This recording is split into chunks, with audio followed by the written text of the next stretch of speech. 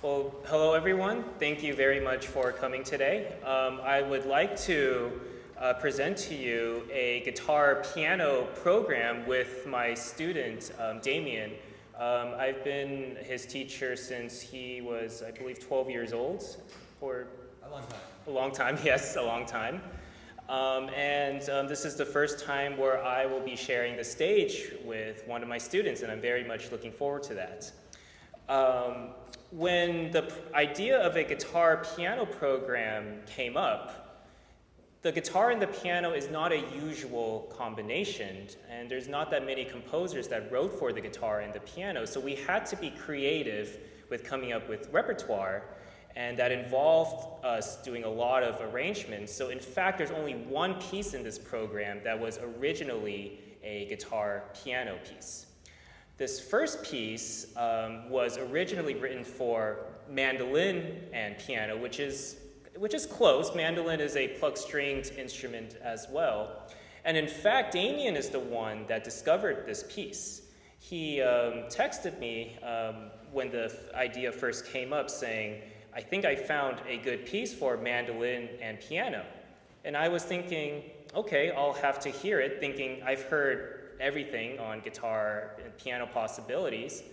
And he sent me the recording, and I instantly fell in love with the piece, and this ended up being the first piece that we rehearsed together. So since Damian was the one that discovered it, I would like for him to present the first piece of the program. So this piece was originally composed by Italian 19th century composer Carlo Munier. And his classical music career is particularly historically important because, in his words, he raised and ennobled the status of mandolin and the other plectrum instruments in the classical music canon. He wanted to rise the mandolin above the dilettantes and street players, his words, to whom the instrument had previously been restricted in his eyes.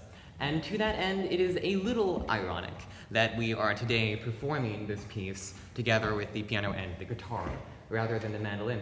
But in my opinion, this still kind of furthers Munier's larger artistic vision to unite the plectrum instruments, so mandolin, guitar included, with the beautiful percussion string combination that is the piano. So I hope you would approve of our performance here today, and let's get into it.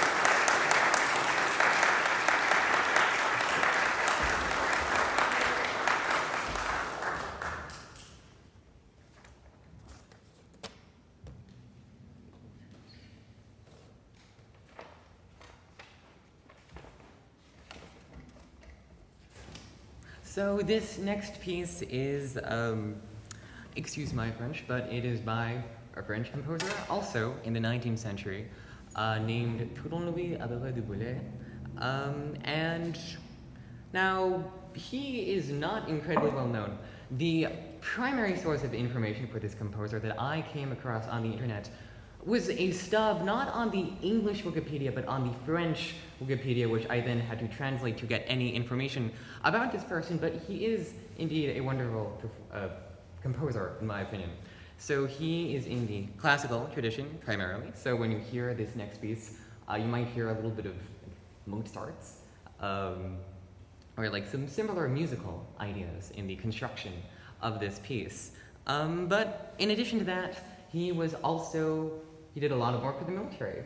So if you hear any like militaristic motifs in this piece, then like there is a little bit of history behind that too. So at any rate, I think it's lovely. And what might be particularly notable about this performance is that despite this music being readily available online, I could not find a single recording of this piece. So I guess in some kind of way, this makes this the first video recorded performance of this piece. It's lovely, so let's get into it.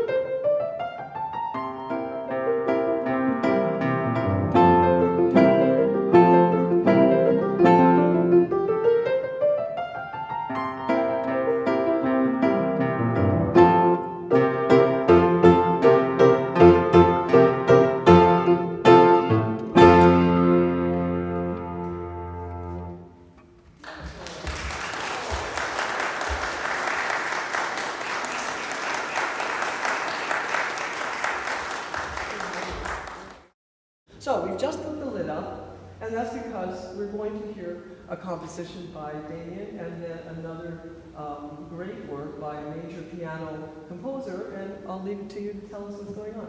Sure. So the title of this piece is not that profound. It's a kitten with a lot of yarn. I think that's cute. I think it is a good starting point for a pianistic image, kind of. So the idea with this is that it is a composition, in that there is a planned compositional musical structure to it. There's an outline, but the substance that substantiates that outline is improvisatory, kind of. So it's kind of a product of the moment, a product of the environment, a product of the home that is this church. So that means that this piece, given that potential for variability, it could be great, it could be not so great, but at any rate, it will be me, and that means something, I think. So.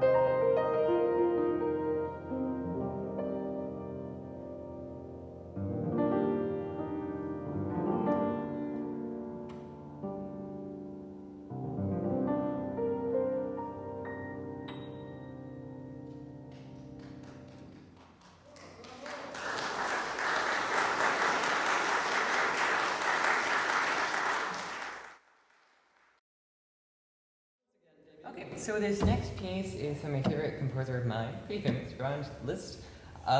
So who here... Now, Hungarian Rhapsody number 2 is a very famous piece. Does anyone here know that really famous Tom and Jerry? Sure? Yeah, it was the... Tom, the cat, is the concert pianist, and then there's little Jerry the mouse, and he's just running around on the inside of the piano, and it's set to the rhythm, the music of the piece. It's really funny. It's really cute, really well animated. Unfortunately, this is not that piece, but this is in the same series. So that piece, that Tom and Jerry piece, that is the second Hungarian Rhapsody by Liszt. This is the third, immediately follows, but I think that it's too very, very beautiful. So I heard this from someone once, that when listening to this piece, or performing it, the image I have in my head is of this huge, indomitable, but gentle giant traipsing through a nearby village and trying to interact with the townsfolk. And though they are much smaller and tinier than he, they're still caring individuals with empathy and benevolence, and he just wants to befriend them. Unfortunately, he is a giant. He is perceived as alien and grotesque by these little townfolk. But maybe this piece can document the giant and the little town of tiny human locals coming together. Or maybe not. It depends on how you envision this piece. But I think that's like a pretty interesting scene to hold in your head as the ideas in Liszt's piece progress from beginning to middle to end. So let's get into it.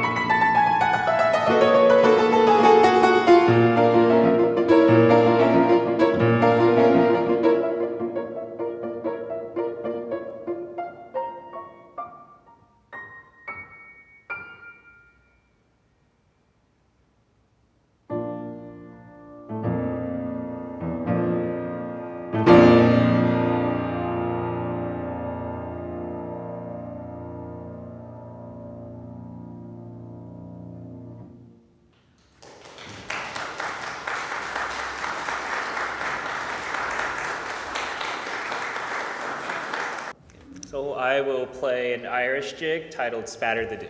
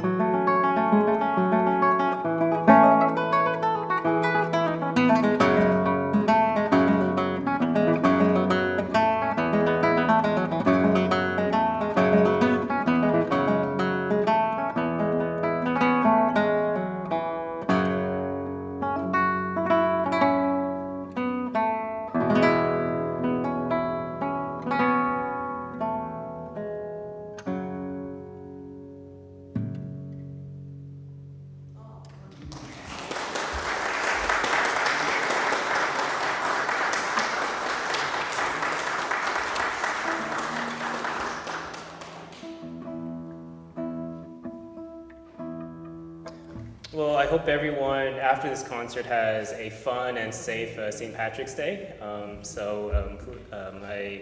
Unfortunately, I did not have any green. I just felt green was never a color that fit me. So unfortunately, I couldn't find anything that was green and nice. Damien happened to find green socks. They are socks with avocados on them. It's the one like green or greenish thing I have that kind of goes with this outfit. Yeah. But it's something. It's something. Yes, it's something. And I'm also happy to hear that even though Damien will be going to Caltech as a physics major, he would still like to continue doing music, and in fact, he is planning on joining the Caltech orchestra as a pianist. So, as a teacher who has had many high school students not play too much when they start college, makes me really happy to hear that even though Damien is will be studying science, he would still like to find opportunities and find ways to continue to play piano. So that makes me really pleased to hear that. Moving on to the next portion of the program, this piece is by the Spanish composer Joaquin Rodrigo, and this is titled the Concierto de Aranjuez. Rodrigo was a Spanish composer and in fact was blind since the age of 3. So all of his training and all of his musical notation was all done in Braille.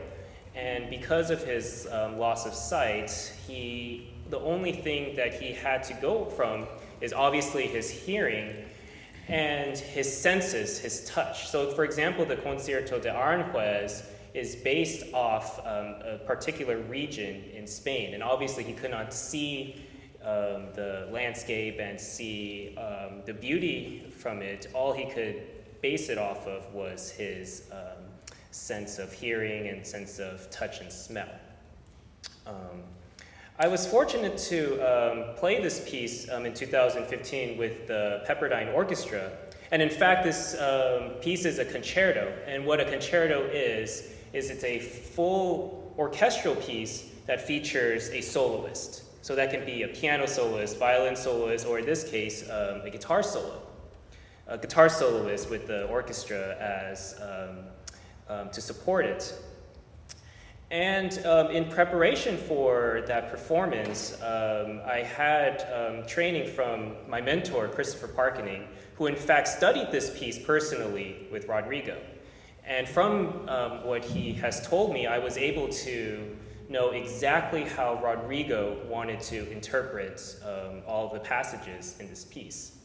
One example is this piece has a lot of three-note motives. Motives meaning, notes that are continuous throughout the piece. So you'll hear this three-note motive.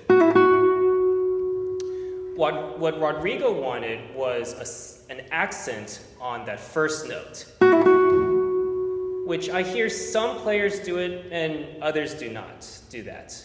So I'm glad to have known that that is exactly what Rodrigo wanted. And from Parkening telling me, I am now telling Damian, whenever that part comes, do exactly what Rodrigo wanted. And another fun fact, not in this particular movement, but there's actually a typo in one of the other movements, which 95% of guitarists play what's printed. In fact, that was a typo in the piece. So for the orchestral musicians out there, I'll be happy to point out exactly where that is if you ever do plan on playing this piece. So this is the Concierto de Aranjuez by Joaquin Rodrigo.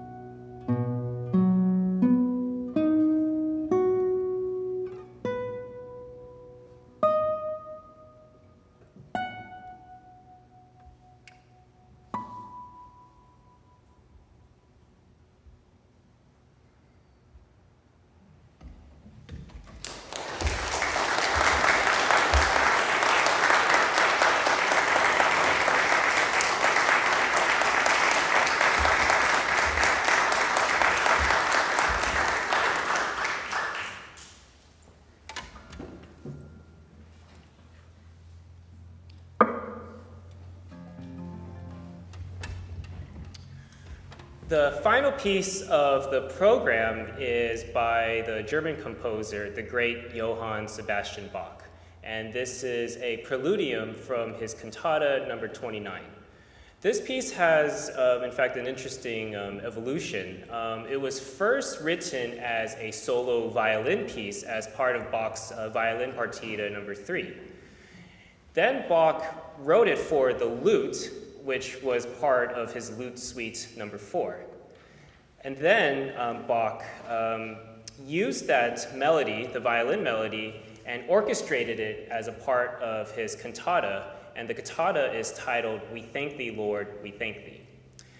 So for this cantata setting, Bach took the violin part and wrote it for the organ, and the orchestra is accompanying that. So in this arrangement that we both worked on together, I will be playing the part that the Bach wrote for the violin, or the organ, or the lute. It's all the same thing. And Damian will be playing the orchestral part and the basso continuo, which is based off of the orchestra part of that cantata. Bach was, in fact, a fellow Lutheran, and he has dedicated all of his music to the Lord. And in fact, he said, and I quote, "The aim and final reason of music is none else but the glory of God." In fact, he wrote in many of his compositions the initials SDG, standing in Latin for Soli Deo Gloria, which means for God alone the glory.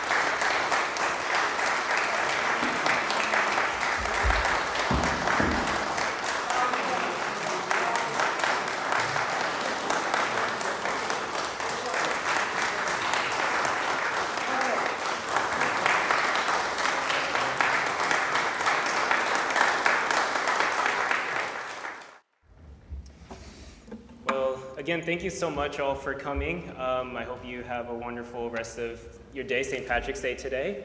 And I would like to play for you one more piece. I know this piece is a favorite amongst the Grace community here. And this is titled Requerdos de la Alhambra by the Spanish composer Francisco Tarrega.